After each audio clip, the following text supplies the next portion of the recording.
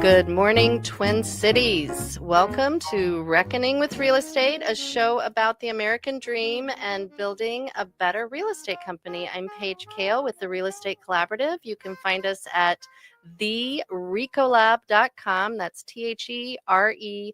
Collab is short for collaborative.com. And today we're going to be talking about a sustainable holiday. The holidays are coming in hot and fast, and we are joined by our very own Taylor Hall, who is also with the Real Estate Collaborative. And today she's going to be here talking in her capacity as the owner of Evergreen Collective, a great little store on Grand Avenue at Lexington. It's a refill store, no waste shop. It is cute as a little bug in a rug. It's a very fun place to visit and shop, and you can feel good about what you buy. So we're going to talk about a sustainable holiday, and I will let kind of the question that we're going to try to answer is, what if holidays could feel meaningful, more joyful, and low stress? And I am here for it because you can ask my kids, so stressed during the holidays. So this topic is going to be great. And we're going to talk. The first question I'm going to ask you, Taylor, is the American dream and how that ties into holidays and how we perceive holidays. And I'm going to let you answer that question, and then we will dig in. Yeah. So holidays in the American dream, I think, are very interesting. And first of all, I was raised in a very small town. I was raised Christian. Yeah. So Christmas is my holiday that we celebrate. And for me, it's all about getting together with family. Mm-hmm. And I think one thing that's very interesting at my point in life, and especially since COVID happened, is that has kind of been, like, it's so different now than what it used to be. Yeah. I'm at the point in my life where older traditions are kind of falling back. My grandma doesn't live in her house anymore, so holidays are moving to my mom's, or even I've hosted, or my sister's hosted, with less extended family, but more of our immediate new extended family with the addition of my niece. Yeah. So I think right now the American dream is kind of rebuilding those traditions. Yeah. For me, not everybody is super big on traditions. I find them very comforting. Yeah. I do too. I find traditions very comforting as well. And my kids are older, in their 20s, but I did think about traditions during the holidays. I will admit that for me, holidays tended to be about family, but boy, do I love a good gift. Yeah, I mean, truly. And what I love mostly about the gift is I love the wrapping paper and the ribbon and the presentation, and I love seeing them all together. And the opening of them makes me crazy because you can ask my kids this too. I run around like a crazy person getting all the wrapping paper and figuring out what I can reuse, what needs to be thrown away, what needs to be recycled. And I don't really enjoy the active opening of presents. It's strange. Yeah. I could wrap gifts all day long though.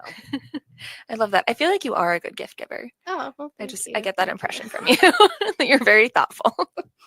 Yeah, I like to think so. But I also really do love gifts. I don't do this anymore, but when I was in high school, up until then, I would be the first one to wake up at like 5 a.m. on Christmas morning. Yeah. And I'd annoy the heck out of my family. Yeah. Because I'd just be up and I'd be like, okay, I'm going to have some hot cocoa and just wait for everybody else to wake up. Yeah. So that was part of your tradition. That was part of my traditions. And I don't do that anymore because I got made fun of for it a little too much. Oh, I wouldn't make fun of you. I think you should do that this year. Thank you. Surprise your partner Sam and just say, just do it. Don't even give me a heads up. Just wake him up really early. Yeah, or just let him wake up on his own, and you just be sitting in your living room on your uncomfortable sofa. Yeah. My understanding, it's an uncomfortable sofa, drinking your hot cocoa in your pajamas and a blanket wrapped around you, and see what he does. I could do that. Yeah. Maybe Yeah. take a video of it. That would be Yeah. fun. Oh, that'd be funny. Why are you awake?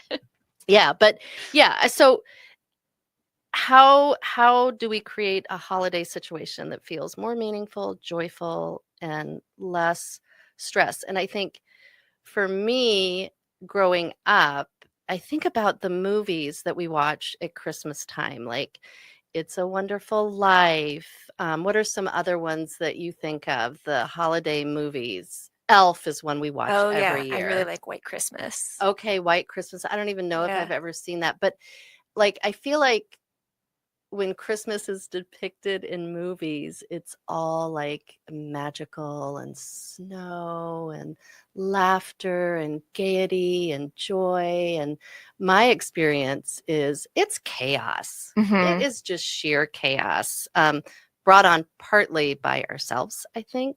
And Mm-hmm. you know, Well, and I think both of us being like women, we have that like societal expectation yeah. to like do it all. Yeah, yeah. Yeah. So how are we going to make holidays less stressful this year? You're here to tell us. Yeah. Well, maybe just discover it with you. Yeah, yeah. No, I need the formula, Taylor, Yeah.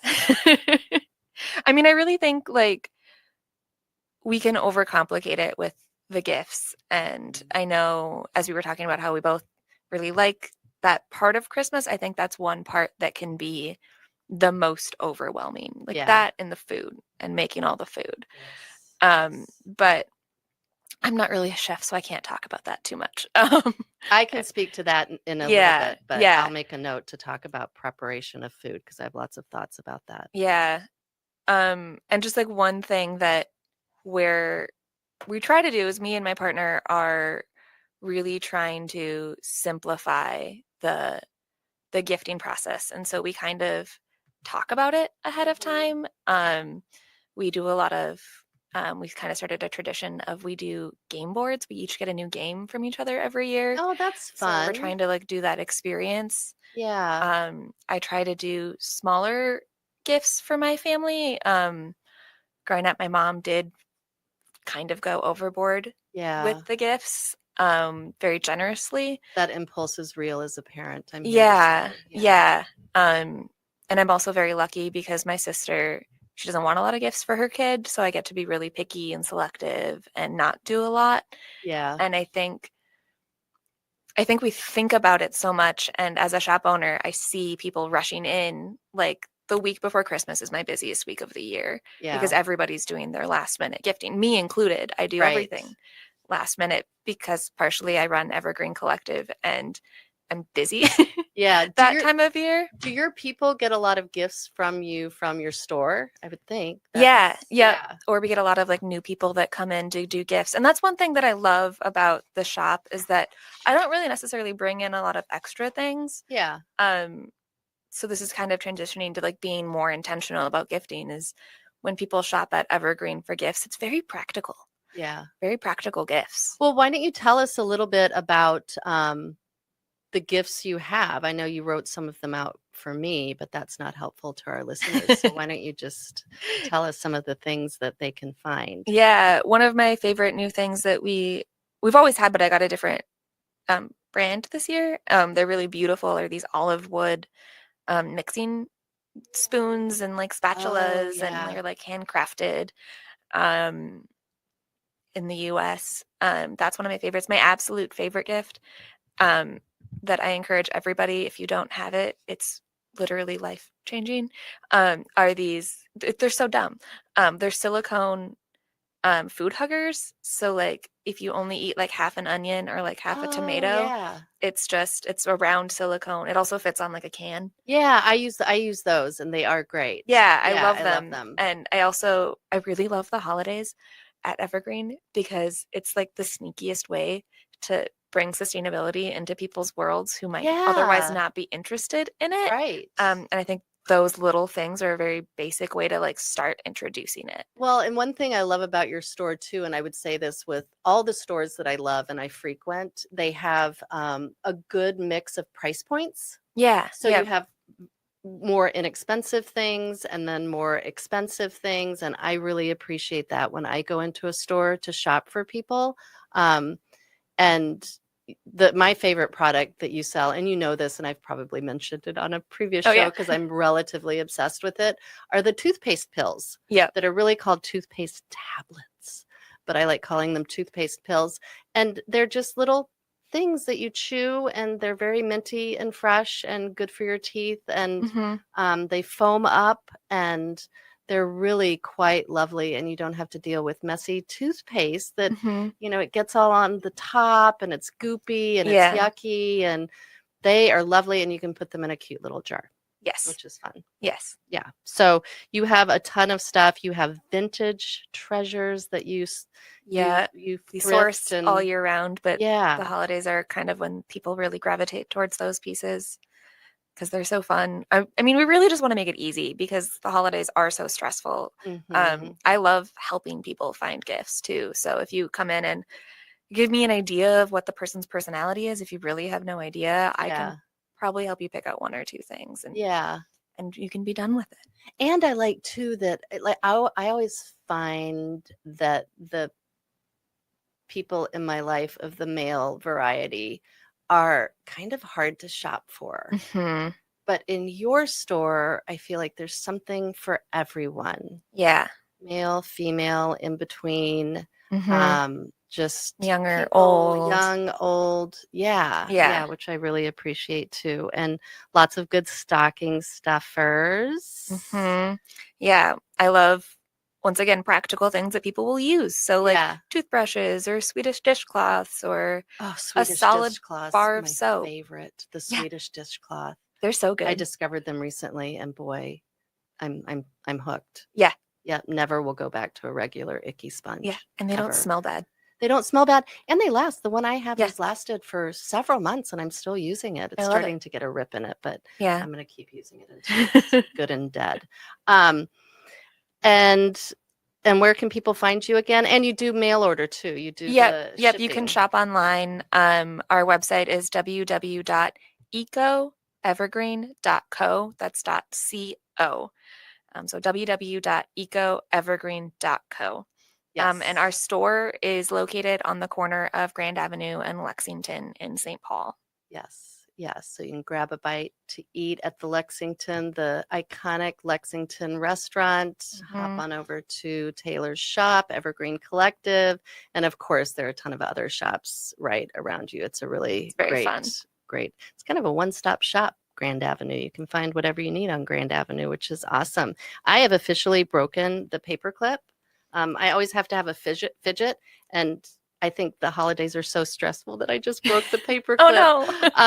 But we're going to head into break, and you are listening to Reckoning with Real Estate. I'm Paige Kale with Taylor Hall, and we will be back in a few minutes. Oh, what a sight, wrecking balls inside, bringing down the light. Every swing you take,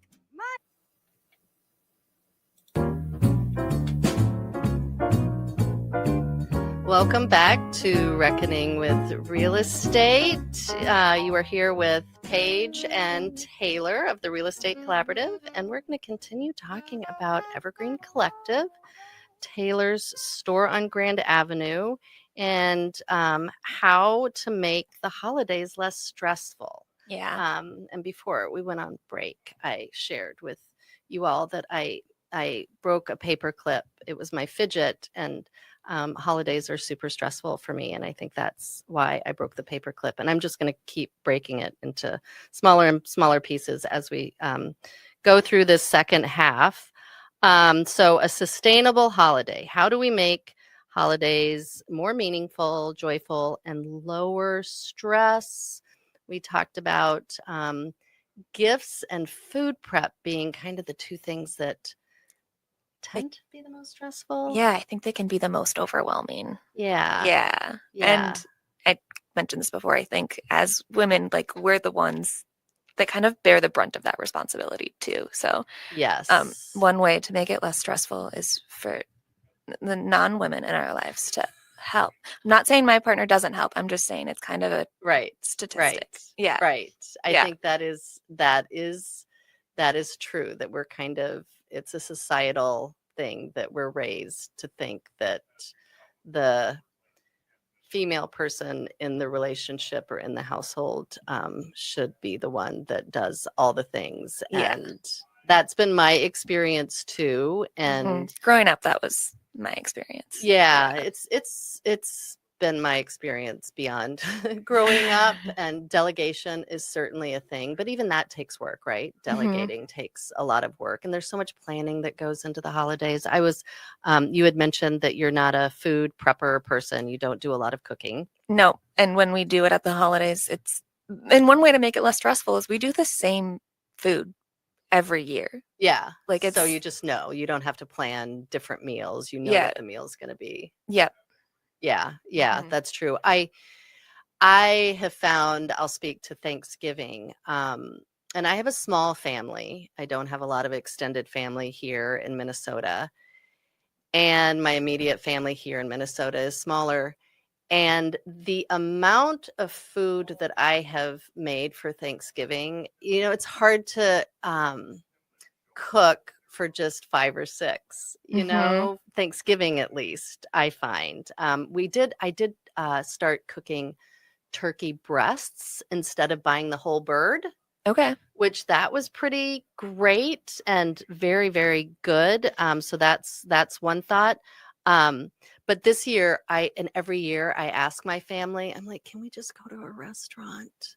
Can we just go to a restaurant and be served, and then we can go for a long walk and play games, and we can enjoy each other's company, and I won't be so stressed. And so, like, we've actually been doing that with my mom. Have you, for Thanksgiving? We did that one year for Thanksgiving and one year for Easter.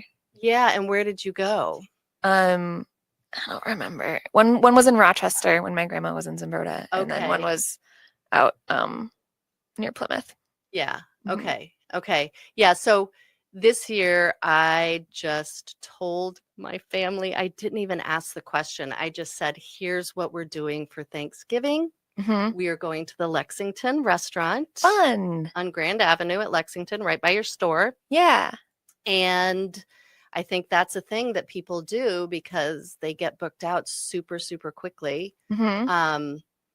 And so we're going to do that. And now when I go grocery shopping and I see all the turkeys, oh my gosh, it brings me such joy. I'm like, ooh, I don't have to buy that. Yeah. Yay. I don't even have to think about it. And then you spend so much money, and I like to change things up. Like you were saying, having the same things every Thanksgiving. And I think that brings people comfort, and it's a tradition. Yep. I'm always mixing things up, which kind of drives my family crazy. That's my dad's side. They're always doing different things. Really? Yeah. They're foodies. Gotcha. Yeah. So they want to try out new recipes Yeah. and all of that. Yeah. Well, what else can make the holidays less stressful? We talked about being more intentional about the gifts that you do buy, and maybe not buying so many things. I always think a gift should be something that the person maybe wouldn't otherwise buy for themselves, and maybe a little bit of your, energy, if that makes sense. Yeah. Last Christmas, I asked for a very specific Taylor just gift. got a really excited look on her face. did. For those of you who are just listening, very excited. This might have been the best gift that I've ever been given. Yeah. My mom bought me a package to get my car professionally cleaned. Oh, yeah. I remember you mentioned that. It was perfect because I was selling it to Paige's daughter. So it needed to be really thoroughly cleaned. And it was very clean. But either way, even if I would have kept it, it would have been just like those experiences that like save time and energy. Like, like it doesn't always have to be a physical gift. Right. It doesn't. My partner loves consumables. So he loves getting like a bottle of whiskey. Yeah. Those are great gifts. And then they don't take up space in your home either. So it's like less stuff to deal with. I'm apparently I have lots of thoughts on gifts. Yeah. No, I think, no, this is good. Hopefully we're giving listeners some ideas that they can take and run with and incorporate into their holiday tradition, whether it's Christmas or Kwanzaa or what's the Jewish holiday? I'm blanking on it right now. Hanukkah. Okay. So whatever your tradition is, hopefully we're giving you some good ideas. And one thing we were talking about during break is we were going to kind of give a teaser for an upcoming episode, and let's just do that now because I'm talking about it now, is Bigger Always the American Dream. That's an upcoming episode, again with Taylor and I. But Taylor had some thoughts on how to kind of tie that into what we're talking about now. Yeah, I'm really excited for that conversation. But I think it really ties into the holidays, and are like having big holidays. Like, is that really like the American dream? I mean, I really love spending time with my family. And like I said, we don't really do the big family holidays with the extended family anymore. Yeah. But like, I had a thought. With the big holidays, you need a bigger home and a space to host it. And in the next episode, we're kind of talking about is a big home what we all want, what we all need. Mm-hmm. And then it also just the idea of like all of the gifts that people give, like all the new toys that kids give every year or get every year. Yeah. You need a place to store that. And so when we're thinking about the holidays and the gift giving and the hosting, it all bleeds into that American dream of wanting the big home. Right. And is that what we all want? I think breaking that down and dissecting it and being really thoughtful about it, because a bigger home, we will talk about this in the next episode, in the future episode as well, comes with so much added expense. And how can we really, in this economy, like keep the holidays affordable and our lives a little bit more affordable? Yeah. And it's funny, as you were talking, I was thinking about, we've had at least 2 clients, maybe 3 clients this year who are younger, like either my age or your age, that have decided they don't want the big home and they want to sell their big home and move into something smaller. Yeah.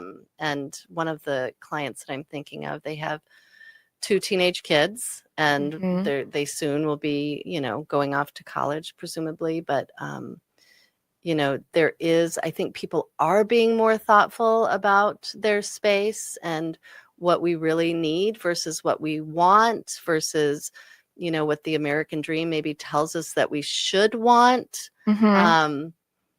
Those conversations tend to be happening more. And also just around gifts and overconsumption, which I think is kind of what we're talking about. That is the word.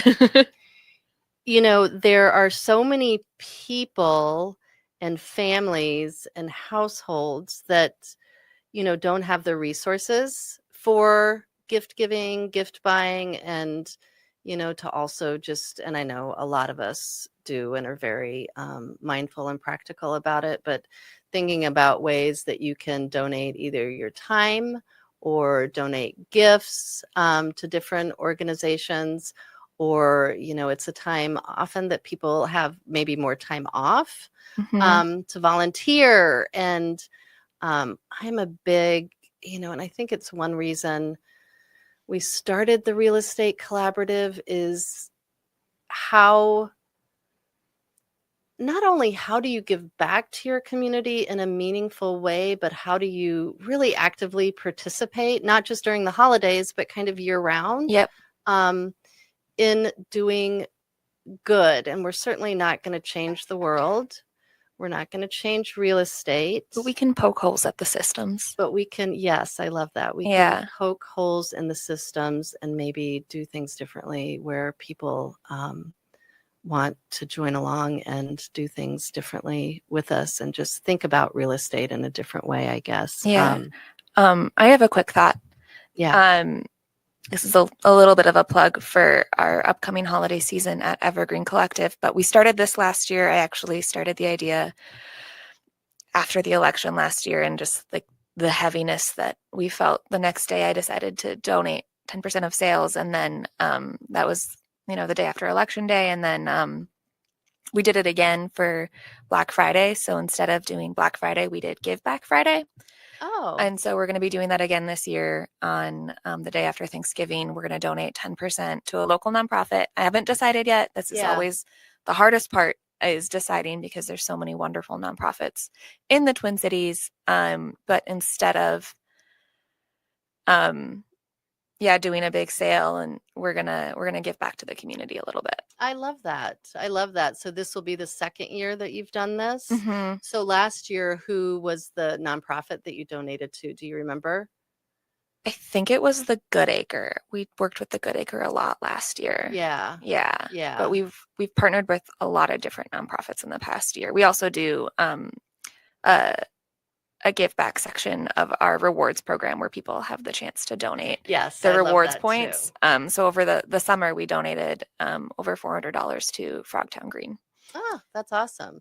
Well, and so if listeners are anything like me, and I'm guessing like Taylor, I mean, I stay away from Black Friday. Like, you could not pay me enough money to go to the mall or to any of those big box stores. Nope. So if you're looking to do a little pre-holiday shopping, get a jump on your shopping on Friday, you can go to Evergreen Collective and buy some holiday gifts, and also do some practical gifts that practical we'll use. gifts, and do some good in the community while you do that. So you have been listening to Reckoning with Real Estate. We've done a little bit of a different show today, talking about Evergreen Collective, but we hope you've enjoyed it, and we will see you next Sunday. Have a good week, everyone.